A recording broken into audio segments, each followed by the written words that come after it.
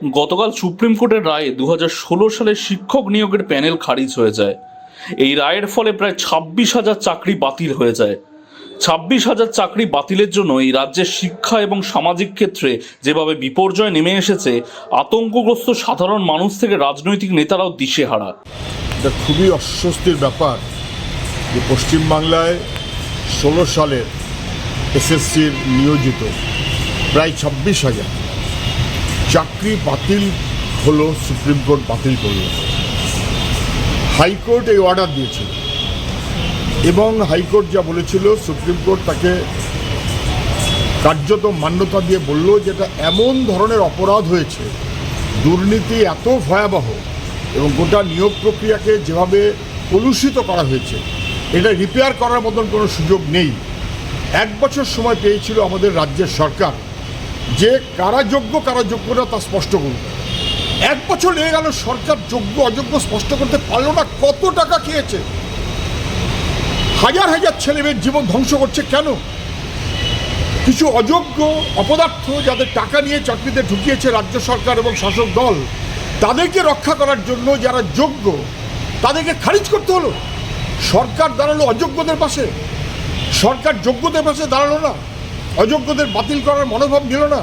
সরকারের অপদার্থতা, তার জন্য এই সমস্ত চাকরি প্রার্থীরা, চাকরিজীবীরা কার্যত তারা বাতিল হয়ে গেল। 3,000, 4,000, 5,000, 6,000 তাদের খারিজ করাটা উচিত ছিল।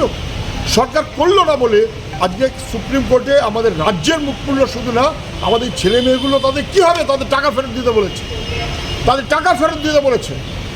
যে সরকারের অপদার্থতায় এবং যে সরকারের দুর্নীতির ভয়াবহতায় কার্যত যোগ্য ছেলে মেয়েদের চাকরিও চলে গেল, তাদের কার্যত বার করে দেওয়া হলো। লাথি মেরে এই সরকারকে বাতিল করা উচিত, লাথি মেরে এই সরকারকে বাতিল করা উচিত। যারা যোগ্য ছেলে মেয়েদের পেটে লাথি মারল এইভাবে, তাদের টাকা ফেরত দিতে বলেছে, ভয়াবহ, ভাবাই যায় না। হাইকোর্ট বলেছিল নির্দিষ্টভাবে যে যারা মন্ত্রিসভা এই অপরাধের সঙ্গে যুক্ত আছে তাদেরকে সিবিআই হেফাজতে নিয়ে প্রয়োজনে তদন্ত করুক, সেটাই জরুরি ছিল। সুপ্রিম কোর্ট এখনও সে ব্যাপারে কিছু বলেনি, বরং তাদেরকে অবিলম্বে হেফাজতে নিয়ে হাইকোর্টের অর্ডারকে মান্যতা দিয়ে সুপ্রিম কোর্ট হেফাজতে নিয়ে তদন্ত করতে বলুক। যারা টাকা খেয়েছে তারা বহাল তবিয়তে মন্ত্রীর দপ্তরে বসে থাকবে, সরকারের দপ্তরে বসে থাকবে, টাকার পাহাড় করবে, তারা ছাড় পাবে, আর যোগ্য ছেলেমেয়েরা বাতিল হবে। এ কখনো হতে পারে না। সরকারের অপদার্থতার জন্য এই ঘটনা ঘটেছে। অবিলম্বে দ্রুত 3 মাসের মধ্যে নিয়োগ প্রক্রিয়া করতে বলেছে। আমি জানি না রাজ্য সরকার তা পারবে কিনা। একমাত্র কথা হবে এখন অযোগ্যদের খারিজ করে যারা যোগ্য তাদের চাকরিতে বহাল রাখার বিকল্প কী ব্যবস্থা হবে, সরকার এবং কোর্টকে তা খুঁজে বার করতে হবে। এর কোনো অন্যথা হতে পারে না। দুর্ভাগ্য আমাদের, গোটা রাজ্যটাকে কোথায় নিয়ে গেছে। হাজার হাজার ছেলেমেয়ে যারা কাজ দিতে পারে না, তারা কার্যত পেটের লাথি মেরে রাজ্য সরকারের অপদার্থতা তাদের চাকরি থেকে খারিজ করে দিল। দুর্ভাগ্য। সুপ্রিম কোর্টের প্রধান বিচারপতি, মহামান্য বিচারপতি সঞ্জীব খান্না এবং পিভি সঞ্জয় কুমারকে অসংখ্য ধন্যবাদ। 23 লক্ষ পরীক্ষার্থীর ভাগ্য নিয়ে ছিনিমিনি খেলা মমতা বন্দ্যোপাধ্যায়ের প্রশাসনকে উপযুক্ত জবাব আজকে মহামান্য সুপ্রিম কোর্ট দিয়েছে। 2016 সালে স্কুল সার্ভিস কমিশনের টিচিং এবং নন টিচিং স্টাফ রিক্রুটমেন্টের ক্ষেত্রে যে 24,800-900 মতো রিক্রুটমেন্টের বদলে তারা অনৈতিকভাবে 26,000 রিক্রুটমেন্ট করেছিলেন এবং পুরো নিয়োগ প্রক্রিয়া তাকে ফ্রডুলেন্ট, ম্যানিপুলেটেড এবং টেন্টেড বলে আজকে সুপ্রিম কোর্ট জানিয়ে দিয়েছে। ফলে বাতিল হয়েছে 26,000-এর চাকরি। এবং আমাদের স্পষ্ট বক্তব্য যে এই 26,000 চাকরি বাতিলের পুরো দায় মমতা বন্দ্যোপাধ্যায়ের মতো দুর্নীতিগ্রস্ত একজন প্রশাসকের, বিশেষ করে যোগ্যদের। সুপ্রিম কোর্ট বারবার বলার পরেও যোগ্য এবং অযোগ্যদের বাছাই করে তিনি কোনো তালিকা সুপ্রিম কোর্টে জমা দেননি। বারবার সুপ্রিম কোর্টের প্রধান বিচারপতি জানতে চাইছিলেন যে যোগ্যদের তালিকা দিন। বোঝাই যাচ্ছিল যে সুপ্রিম কোর্ট হয়তো চাইছিলেন যোগ্যদের চাকরিটা রেখে দিতে, কিন্তু মমতা বন্দ্যোপাধ্যায় তার পিঠ বাঁচানোর জন্য সেই যোগ্য আর অযোগ্যদের বাছাই করে দেননি। তার ফল আজকে ভুগতে হচ্ছে পশ্চিমবঙ্গের সেই যোগ্য প্রার্থীদের, সেই শিক্ষিত বেকার যুবক যুবতীদের, যারা বহু কষ্ট করে, বিশেষ করে মধ্যবিত্ত নিম্ন মধ্যবিত্ত গ্রাম জেলা শহর থেকে উঠে আসা ছেলেগুলিকে, সেই ছেলে মেয়েগুলিকে যারা অনেক কষ্ট করে পড়াশোনা করে এসএসসিটা দিয়েছিলেন, চাকরিটা পেয়েছিলেন, 16 সাল থেকে চাকরি করছেন, আজ তাদেরও চাকরি চলে গেল। সুপ্রিম কোর্ট অবশ্য 2-3টে রিল্যাক্সেশন দিয়েছে। এক, যে সমস্ত শিক্ষক শিক্ষিকারা অন্য কোথাও চাকরি ছেড়ে এখানে এসেছিলেন তারা পুরনো চাকরিতে বহাল হবেন। দ্বিতীয়ত, যারা দিব্যাঙ্গ বা যারা বিশেষভাবে সক্ষম বা প্রতিবন্ধী তাদের চাকরি যাচ্ছে না। আর তৃতীয়ত, আগামী 3 মাসের মধ্যে সুপ্রিম কোর্ট নতুন করে রিক্রুটমেন্ট করে দিতে বলেছে এবং সেই রিক্রুটমেন্টে এই 26,000-এর মধ্যে যারা আবার নতুন করে চাকরি পাবেন তাদেরকে বেতন ফেরত দিতে হবে না। কিন্তু যারা সক্ষম হবেন না, যারা চাকরি পাবেন না, সেই সমস্ত যোগ্য বা অযোগ্য তাদের প্রত্যেককে তাদের বেতন এই টাকা রাজকোষে জমা করতে হবে। এতদিনে প্রকৃত বিচার হলো এবং এর পুরো দায় মমতা বন্দ্যোপাধ্যায়ের। মমতা বন্দ্যোপাধ্যায় বারবার শুধু চিৎকার করতে থাকেন তিনি নাকি চাকরি দিচ্ছেন, চাকরি দিচ্ছেন, চাকরি দিচ্ছেন। আপনি আর 26,000-এর বেকারের চাকরি খেলেন এবং 23 লক্ষ পরীক্ষার্থী যারা এই এসএসসির মাধ্যমে স্কুল টিচিং এবং নন টিচিং এর পরীক্ষা দিয়েছিলেন তাদের প্রত্যেকের ভাগ্য নিয়ে আপনি ছিনিমিনি খেললেন। এর জন্য বাংলার শিক্ষিত বেকার যুব সমাজ আপনাকে কোনোদিন ক্ষমা করবে না, কোনোদিন ক্ষমা করবে না। সম্পূর্ণভাবে রাজ্যের দায়ী। 2016 সাল, আজকে 2024 পার হয়ে 26 আসতে চলবে। মনে করুন 10 বছর এইভাবেই বাংলার যুবকদের সঙ্গে, যুবতীদের সঙ্গে বাংলার মুখ্যমন্ত্রী তাদের জীবন নিয়ে জুয়া খেলেছেন। আজ তারা কোথায় যাবে? গোটা বিষয়টার মধ্যে যদি আমরা যাওয়ার চেষ্টা করি, যে কোনো ব্যক্তির পক্ষে তার জন্য কোনো পারদর্শী হতে হবে না। সব কিছুর মূলে যে কারণটা তাহলে দুর্নীতি, দুর্নীতি, দুর্নীতি। যদি দুর্নীতি না থাকতো তাহলে 26,000 তারাকে যোগ্যকে অযোগ্য সেটা পরের কথা, তাদের জীবনটা এরকম দুর্বিষহ হয়ে যেত না। মনে করুন যে পয়সা দিয়ে চাকরি নিয়েছে সেও দুর্নীতির শিকার, যে যোগ্যতার কারণে চাকরি পেয়েছে অথচ চাকরি ভোগ করতে পারলো না সেও দুর্নীতির শিকার। অর্থাৎ যোগ্য যে সেও দুর্নীতির শিকার, অযোগ্য যে সেও দুর্নীতির শিকার, এটাই বলতে চাইছি। অর্থাৎ যারা পয়সা দিয়ে চাকরি পেল তারাও দুর্নীতির শিকার, যারা যোগ্যতার জন্য চাকরি হারালো তারাও দুর্নীতির শিকার। অর্থাৎ আপনি যেদিকে যাবেন সেদিকে কিন্তু মূল কারণটা দুর্নীতি।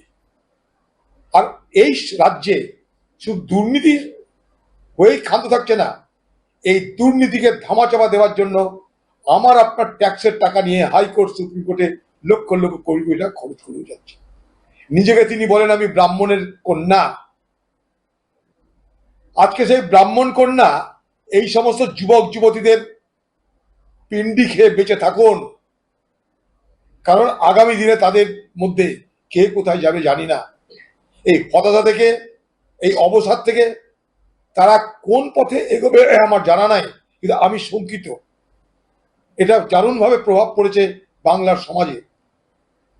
এতগুলো 26,000 মানুষের জীবন, যেখানে চাকরি হচ্ছে মহার্ঘ, চাকরি যেখানে পাওয়া যায় না, সেই চাকরি যদি হঠাৎ করে চলে যায়, তারপরে কি নিয়ম কারণ আছে 3 মাস 6 মাস সেটা পরের কথা, কিন্তু আপাতত যে অনিশ্চয়তার বাতাবরণ তৈরি হলো, সেই অনিশ্চয়তার বাতাবরণ তৈরি হয় তার জন্য একমাত্র দায়ী যদি কেউ হন তার নাম বাংলার মুখ্যমন্ত্রী মমতা ব্যানার্জি। সরকারি চাকরির প্রতিশ্রুতি সব সরকারেরই নির্বাচনী এটা একটা প্রতিশ্রুতির মধ্যে থাকে। তারপরে পশ্চিমবঙ্গে একের পর এক নির্বাচন হওয়া, সরকারের প্রতিশ্রুতি দেওয়া এবং তার সাথে প্রত্যক্ষ অভিজ্ঞতায় আমরা যা দেখছি একটা দুর্নীতির পুরো জায়গা চলছে। দীর্ঘদিন ধরে লড়াই চলল। 2016-তে যারা রিক্রুটেড হয়েছিলেন, গ্রুপ সি, গ্রুপ ডি, মাস্টারমশাই, দিদিমণি, কোর্ট অব্দি কেস গড়ালো, দুর্নীতি অর্গানাইজ করলো সরকার। আজকে তাদের সবার চাকরি বাতিল হলো। আমরাও ডিওয়াইফাই এই লড়াই আন্দোলনে ছিলাম, কেস খেয়েছি, মার খেয়েছি। তাদের জ্বালা যন্ত্রণার শরিক হয়েছি এবং তাদের জ্বালা যন্ত্রণার একটা বিরাট অভিব্যক্তি ছিল, সেই অভিব্যক্তিকেও আমাদেরকে শুনতে হয়েছে। কিন্তু তারপরেও আজকে সবার চাকরি বাতিল হলো। পশ্চিমবঙ্গের ভবিষ্যৎ কি তাহলে আমাদের এটাই হবে?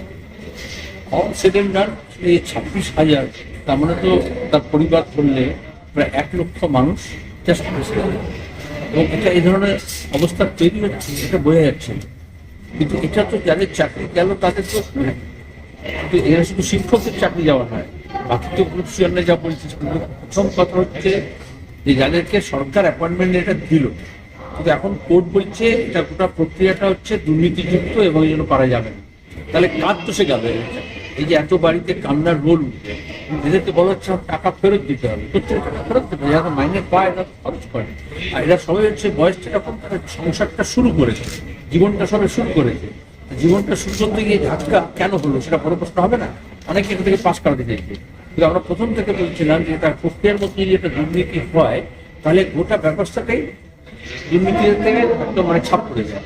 একটা নর্দমাতে যদি একটা নোংরা জল যায়, আশপাশটা দূষিত করে, তাহলে কয়েকজন লোক মন্ত্রী হতে পারে, অফিসার হতে পারে, স্কুল সার্ভিস কমিশন হতে পারে, স্কুল বোর্ড হতে পারে, স্কুল কর্তৃপক্ষ হতে পারে, এরকম কিছু লোকজন দুর্নীতি করে যায়। কিছু লোক তো দোকান খুলে, কোম্পানি খুলে চাকরির জন্য টাকা তুলেছে, টাকা বিলি করেছে। এদের মধ্যে আমি বলছি না সবাই দোষী, আমরা কখনো বলিনি, কিন্তু একবার যদি গোটা ব্যবস্থাটা ত্রুটিপূর্ণ হয় তো আইন কি দেখে? আইন তো গোটা সামগ্রিকভাবে দেখবে। তো এখানে বলা হচ্ছিল বারবার যে তোমরা বেছে দাও যে কাকে ঠিক ঠিক পরীক্ষা দিয়েছে, চাকরি পেয়েছে, এবং আমাদের বিশ্বাস বেশিরভাগটা তাই, এবং কারা কারা দুর্নীতি করে টাকা দিয়ে পরীক্ষা দেয়নি, ফর্ম ফিল আপ করেনি, ইন্টারভিউতে নেই, কিন্তু নাম চলে এসছে, তাদেরটাকে বাতিল করতে হবে। কিন্তু যা হয় এই পাশাপাশি তো করলো না। দ্বিতীয়, প্রথমত অন্যায় করলো দুর্নীতি করে, দ্বিতীয় হচ্ছে সমস্ত রেকর্ড ডকুমেন্ট ধ্বংস করলো, আর নির্দিষ্ট স্বার্থে, কারণ তারা জানে ধরা পড়ে গেলে খুব বিপদ। আর তৃতীয়ত হচ্ছে যে তোমার কি এখন যখন বলা হচ্ছে বাছাই করো, এই বাছাই প্রক্রিয়া কোনো সুযোগ নিল না। এখন উচিত এই পরিবারগুলো বাসার থেকে বাঁচবে কি করে, কারণ এদের সঙ্গে স্কুল শিক্ষাটাও যুক্ত। কারণ স্কুলগুলো যখন যদি কাল থেকে টিচার থাকবে না, তো এটা তো ড্যাং ড্যাং করবে। বিজেপি তৃণমূল তো চাইছে গোটা দেশে সরকারি শিক্ষা ব্যবস্থাটা তুলে দিয়ে প্রাইভেট স্কুলটা হোক, তাহলে এখন কম টাকায় স্কুলে চাকরি করবে আর কোনো মান থাকবে না, কিন্তু সবাই মনে করবে সব করে একটা ভালো স্কুলে পড়ছি। তো মনে এটা রিকনসিডার করার মতো যথেষ্ট স্কোপ আছে। মানবিক দিকটাও দেখতে হবে। বিচারপতি শুধুমাত্র আইনের ধারাগুলো দেখে বিচার করা বা সব পার্সপেক্টিভের মধ্যে একটু হার্শ একটা কিছু হওয়াটা এটাও খুব বাঞ্ছনীয় নয়। সব দিক থেকে বিচার করতে হবে। যাদের চাকরি চলে গেল তাদের পারিবারিক অবস্থা এসবগুলো কনসিডার করা আমার মনে হয় নিশ্চয়ই সুপ্রিম কোর্টে যদি কোনো লার্জার বেঞ্চে যায় তারা হয়তো কনসিডার করতে পারেন। তো আমি রায়টা দেখিনি, রায় না দেখে বিস্তারিতভাবে আমার বলাটাও ঠিক হবে না। তবে যাদের চাকরি চলে গেল তাদের জন্য সত্যি অত্যন্ত পরিতাপের বিষয়। সরকার চিন্তাভাবনা করবেন কী হবে না হবে, এটা আমি তো বলতে পারবো না। এসব কথা অবান্তর কথার কোনো মানে হয় না। তারা তো আমাদের মোদী সাহেব মানে আমাদের প্রধানমন্ত্রীকেও গ্রেপ্তার করতে হয়, এরকম অনেক ইনস্ট্যান্স রয়েছে যারা কেন্দ্র সরকারের বিরুদ্ধে অনেক রায় গেছে। এ কথার কোনো অর্থই হয় না। এলো আছেন সব পদে বহাল থাকুন, ভালো থাকুন, সুস্থ থাকুন, এটাই আমরা চাই। নিশ্চয়ই রাজনীতি করার অধিকার রয়েছে, তার একটা সীমাবদ্ধতা থাকা দরকার। প্রথমে বলি কেন ছেলেদেরকে কোর্টে যেতে হয়েছিল। এই নিয়োগে দুর্নীতি হয়েছে, অবৈধ পন্থা অবলম্বন করে অর্থের বিনিময়ে বা অবৈধ কোনো পন্থাতে মেধাযুক্তদেরকে বাদ দিয়ে যারা মেধাহীন তাদেরকে নিয়োগ করেছে। ফলে এই অভিযোগ তুলে মামলা হয়েছিল হাইকোর্ট থেকে সুপ্রিম কোর্ট। কিন্তু হাইকোর্টে যখন ডিভিশন বেঞ্চে যখন অর্ডারটা দিল, সেক্ষেত্রে রাজ্য সরকার সেটাকে চ্যালেঞ্জ করে বা কিছু চাকরি প্রার্থীরা চ্যালেঞ্জ করে সুপ্রিম কোর্টে গেল। সুপ্রিম কোর্টের লেটেস্ট যেটা আপডেট আমরা শুনছিলাম, বারবার পৃথকীকরণের কথা বলা হচ্ছিল, কিন্তু আমরা কি দেখলাম, পৃথকীকরণের ক্ষেত্রে যে ডেটা দেওয়া হচ্ছে সে ডেটা একটা হচপচ। রাজ্য সরকারের পক্ষ থেকে ডেটা দিচ্ছে 4000+ অবৈধ নিয়োগ হয়েছে, এসএসসির পক্ষ থেকে ডেটা দেওয়া হয়েছিল আপনার 5000+ অবৈধ নিয়োগ হয়েছে, পর্ষদের পক্ষ থেকে ডেটা দেওয়া হয়েছে সম্ভবত 6000+ অবৈধ নিয়োগ, আবার সিবিআই বলছে 8000+ অবৈধ নিয়োগ হয়েছে। এই যে হচপচ করে দিয়ে এর কারণটা কি? এই কারণটাই হচ্ছে রাজ্য সরকারের ব্যর্থতা, অপদর্থতাকে ঢাকার জন্য যারা মেধাযুক্ত, যারা যোগ্য তাদেরকেও নিয়ে ডুবলো এরা। বলে তোরে ডুবেছে, সমস্ত সবাইকে নিয়ে ডুবিয়েছে না, আমি একা কেন ডুববো, তুইও ডুব, এই ব্যবস্থা হয়েছে। যারা আজকে যোগ্যতার ভিত্তিতে, যারা মেধাযুক্ত, যারা যোগ্যতার ভিত্তিতে যারা চাকরি করছিল, আজকে তাদের দায়টা কে নেবে? তারা সামাজিকভাবে আজকে অপদস্থ হচ্ছে। সামাজিকভাবে তারা লাঞ্ছিত হচ্ছে, তাদেরকেও সমাজ খারাপ নজরে দেখছে, এরা হয়তো অবৈধ পন্থা অবলম্বন করে গিয়েছে। এই রাজ্য সরকার এই দায় ঝেড়ে ফেলতে পারে না, এই দায় রাজ্য সরকারকে নিতে হবে। এবং আমি জনগণের উদ্দেশ্যে বলবো, কাদের হাতে আমরা দায়িত্ব তুলে দিয়েছি। শিক্ষা দপ্তর আপাতমস্ত একটা দুর্নীতি হয়ে গেছে, তাদের হাত থেকে বাংলাকে, এই জেলাগুলোকে যদি পরিত্রাণ দিতে চান, 2026 আসছে, এদের বিরুদ্ধে ভোট করুন। আর এদেরকে যারা শেল্টার দিয়ে রেখেছে বিজেপি, এদেরকেও পরাজিত করুন। এই বিজেপি তৃণমূল মিলে অন্যায়গুলো সংগঠিত করছে, তৃণমূল অন্যায় করার সাহস পাচ্ছে বিজেপির জন্য। এরা ভেবেছিল যে এত মামলা হ্যান ত্যান হবে, এই ধরনের এক্সপোজ হয়ে যাবে, ভাবেনি এরা। যখন বারবার ছেলেরা যেত এসএসসি দপ্তরে, বলে তোরা জাহান্নামে যা, এই ধরনের বলে তাকে তাড়িয়ে দিত। তাকে দুর্নীতিগ্রস্ত, তাদেরকে প্রিভিয়াস বছরগুলোতে আপনার মাইনে এবং 12% সুদ সমেত তাদেরকে ফেরত দেওয়ার কথা বলা হচ্ছে। তাহলে যদি যারা দুর্নীতিগ্রস্ত, এখানে যদি ক্লাসিফিকেশন হয়ে যায়, তাহলে সবাই বাতিল কেন, এটা আমি ঠিক বুঝে উঠতে পারছি না। তাহলে মেধাযুক্তদের সাথে তারা কোথায় যাবে? এটা আমি আইনজীবী যারা আছে তাদের সাথে আমি কথা বলবো, যারা আইনের বিশেষজ্ঞ, যে এখানটা আমি ঠিক বুঝতে পারছি না। তা যারা দুর্নীতিগ্রস্ত, তারা দ্বিতীয়বারে কাউন্সিলিংয়ে বা যে প্রক্রিয়া শুরু হবে এই এসএসসির, সেটাতে তারা সুযোগ পাবে না। যদি এ ধরনের নির্দিষ্ট করে দেওয়া হয়, তাহলে বাকিগুলোকে কেন বাতিল হলো, এটাও কিন্তু আমাকে ভাবাচ্ছে। আইনের বিশেষজ্ঞ যারা, তাদেরকে এই বিষয়টা আমি জিজ্ঞাসা করবো। ক্যামেরায় কার্তিক চন্দ্র নস্করের সাথে কিংশুক চক্রবর্তী, ATN বাংলা, কলকাতা।